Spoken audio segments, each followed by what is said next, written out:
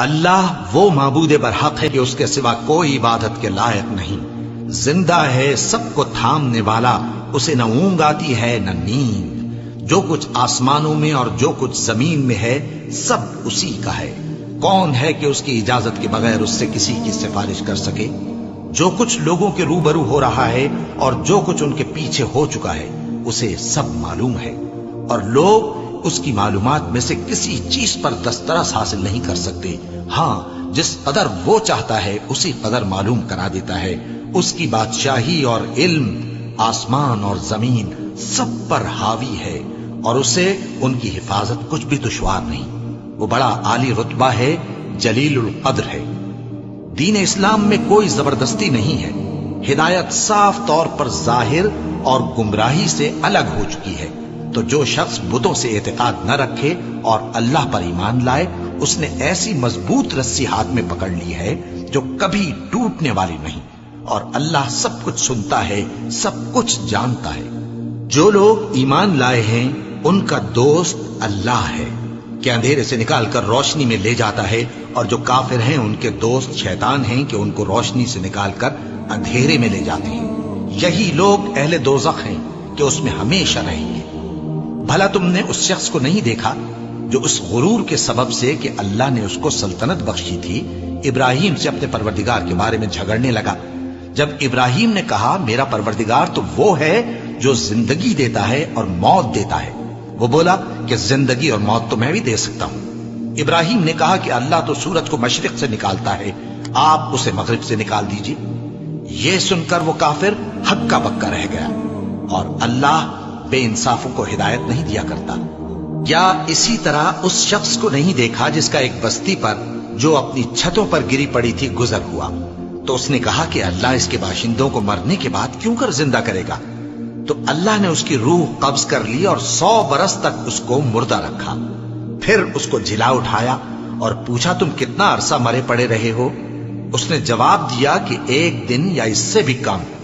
اللہ نے فرمایا نہیں بلکہ 100 برس مرے رہے ہو، اور اپنے کھانے پینے کی چیزوں کو دیکھو کہ اتنی مدت میں مطلق سڑی بسی نہیں، اور اپنے گدھے کو بھی دیکھو جو مرا پڑا ہے۔ غرض ان باتوں سے یہ ہے کہ ہم تم کو لوگوں کے لیے اپنی قدرت کی نشانی بنائیں، اور ہاں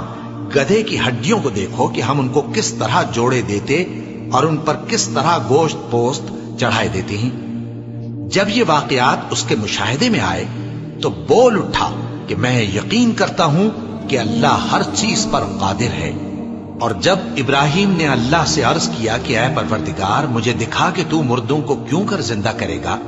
اللہ نے فرمایا کیا تم نے اس بات کا یقین نہیں کیا؟ انہوں نے کہا کیوں نہیں، لیکن میں دیکھنا اس لیے چاہتا ہوں کہ میرا دل اطمینان کامل حاصل کر لے۔ فرمایا کہ 4 پرندے لے لو، پھر ان کو اپنے سے ہلا لو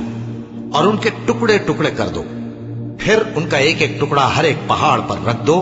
پھر ان کو بلاؤ تو وہ تمہارے پاس دوڑتے چلے آئیں گے، اور جان رکھو کہ اللہ غالب ہے، صاحب حکمت ہے۔ جو لوگ اپنا مال اللہ کی راہ میں خرچ کرتے ہیں ان کے مال کی مثال اس دانے کی سی ہے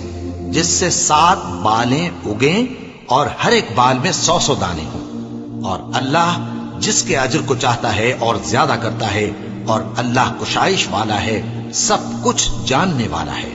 جو لوگ اپنا مال اللہ کے راستے میں صرف کرتے ہیں پھر اس کے بعد نہ اس خرچ کا کسی پر احسان رکھتے ہیں اور نہ کسی کو تکلیف دیتے ہیں، ان کا صلہ ان کے پروردگار کے پاس تیار ہے، اور قیامت کے روز نہ ان کو کچھ خوف ہوگا اور نہ وہ غمگین ہوں گے۔ جس خیرات کے دینے کے بعد لینے والے کو ایذا دی جائے اس سے تو نرم بات کہہ دینی اور درگزر کرنا بہتر ہے، اور اللہ بے نیاز ہے، بردبار ہے۔ مومنوں، اپنے صدقات و خیرات احسان رکھنے اور ایذا دینے سے اس شخص کی طرح برباد نہ کر دینا جو لوگوں کو دکھاوے کے لیے مال خرچ کرتا ہے اور اللہ اور روز آخر پر ایمان نہیں رکھتا، تو اس کے مال کی مثال اس چٹان کی سی ہے جس پر تھوڑی سی مٹی پڑی ہو اور اس پر زور کا مے برس کر اسے صاف کر ڈالے۔ اسی طرح یہ ریاکار لوگ اپنے اعمال کا کچھ بھی صلہ حاصل نہیں کر سکیں گے، اور اللہ ایسے ناشکروں کو ہدایت نہیں دیا کرتا۔ اور جو لوگ اللہ کی خوشنودی حاصل کرنے کے لیے اور خلوص نیت سے اپنا مال خرچ کرتے ہیں ان کی مثال ایک باغ کی سی ہے جو اونچی جگہ پر واقع ہو، جب اس پر زور کا مے پڑے تو دگنا پھل لائے، پھر اگر مے نہ بھی پڑے تو خیر پھوار ہی صحیح، اور اللہ تمہارے کاموں کو دیکھ رہا ہے۔ بھلا تم میں کوئی یہ چاہتا ہے کہ اس کا کھجوروں اور انگوروں کا باغ ہو جس میں نہریں بہ رہی ہوں اور اس میں اس کے لیے ہر قسم کے میوے موجود ہوں، اور اسے بڑھاپا آ پکڑے اور اس کے ننھے ننھے بچے بھی ہوں، تو ناگہاں اس باغ پر آگ کا بھرا ہوا بگولا چلے، پس وہ جل جائے۔ اس طرح اللہ تم سے اپنی آیتیں کھول کھول کر بیان فرماتا ہے تاکہ تم سوچو اور سمجھو۔